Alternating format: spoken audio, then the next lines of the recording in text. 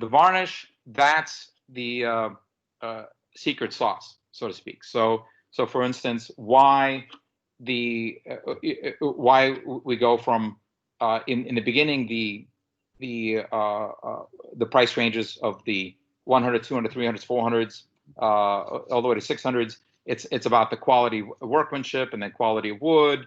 Time they took to make the instrument that's making the higher and higher price. Once you get into the artisan instruments, artisan instruments, those are instruments when we take them in the white and we put our own varnish. Why that matters is because the varnish is what gives a huge amount of difference to the sound. So our logo is and motto for KRUTZ is creating the voice of strings. And what does that mean? Why is it the voice of strings?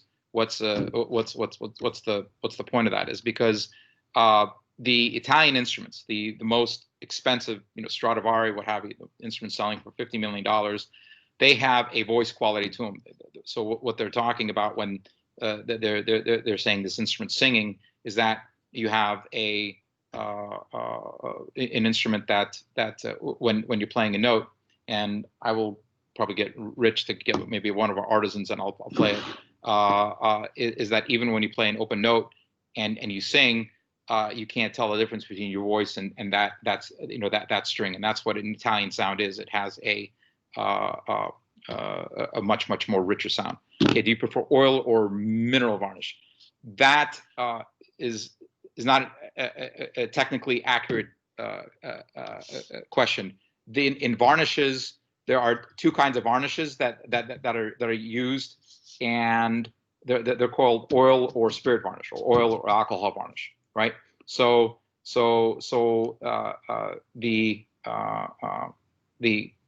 all our instruments that we varnish have oil varnish. They're oil varnish.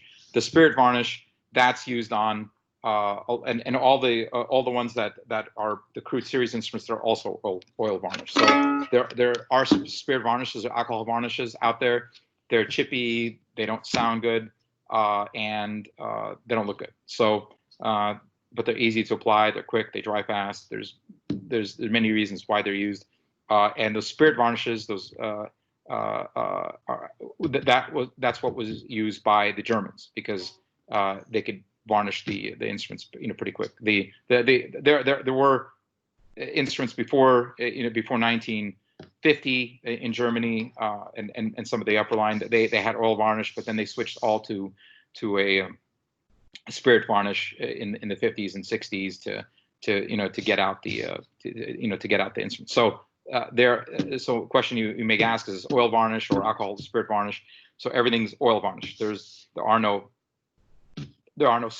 spirit varnishes, and all, whether it's oil or spirit varnish, all of them use a resin from a tree. So hardened tree sap, and hardened tree sap, you can cook it and then mix it with oil and turpentine, or you can dissolve it in alcohol, right? So you can actually use the same sap and make an oil varnish or a spirit varnish.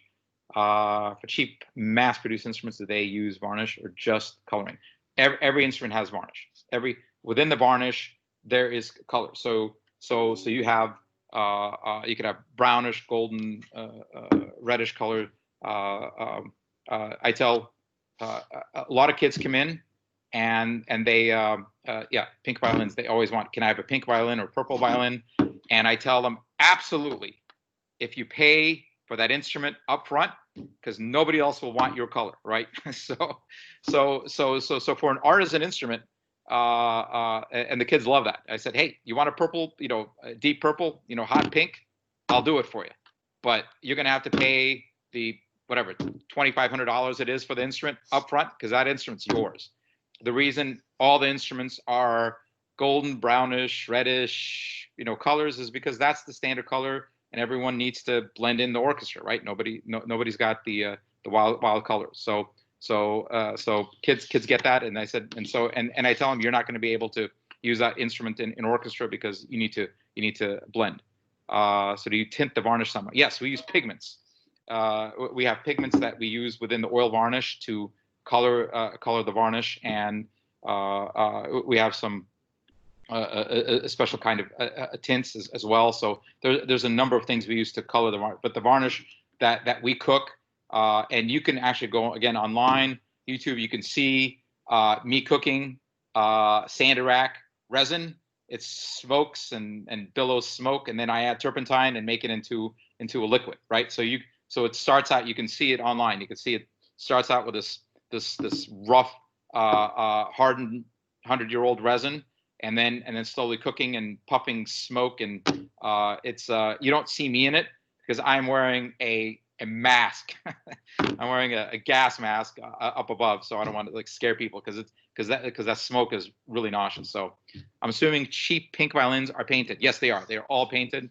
Just wondering so we can educate parents of difference. Yes, all pink, yellow, colored instruments. They are all paint. So they're not varnish because they're not transparent, right? Varnish is transparent. Paint is not, right? So anything that just is one solid color, that's a paint. Oh, helpful. Yes. So none of those painted hot pink instruments are varnish. They are all paint. You could say you can use that on your house, on your desk. But it shouldn't be used on a violin. Paint over varnish. I don't know why you'd want to. It'd probably peel off. It's just like because if you take this instrument and go to Home Depot and get spray paint, it may stick. It may eventually dry, peel off, and take part of the instrument with it because they're all different coatings. But that paint has toxic dilutants in it, which could eat up the varnish and strip it. So some of them may connect, maybe not. I've never painted a varnished instrument, never a reason. So those cheap ones are just painted. Yes, all well. If it's a solid color and hot pink, yes, they're painted. The varnish is transparent. So that's that's the key. It's when you see the grains of the wood, that's a varnish. If it's just a solid color, whatever that solid color is, it's painted. Yeah, it's solid color paint, 100%. Absolutely. So that's the way you tell people. And one of the reasons that varnish is more fragile is because it lets the instrument breathe. So, for instance, another analogy I use is like guitars, because most people like guitars. Is I say guitars are varnished with a lacquer. I say a lacquer is the same thing they use on a bowling alley, right? So the bowling alley needs to withstand bowling balls, and so guitars need to withstand being abused, so they're lacquered. So it's really, really strong, hard finish. So let me add that to oil varnish, spirit varnish, and lacquer. But the reason the instruments, the violins, don't have lacquer on them is because the lacquer is too hard. It's even much harder than spirit varnish, and it'll just stifle the sound. And that goes to a lot of parents and students wonder if they play guitars, say, hey, guitars, the necks are varnished, right? They have this clear finish on them. Why does this not have any finish on it? And the reason is because this is varnish, and the heat from the hand and the moisture from the hand will start stripping it. And that's why you see old instruments, they start stripping, in areas where the heat and the hand touch. So that's why there is no varnish on the neck, because this is varnish, and it's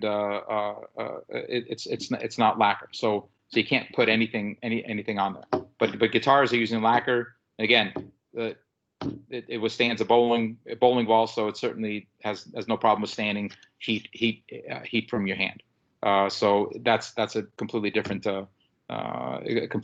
finish on guitars, versus instruments.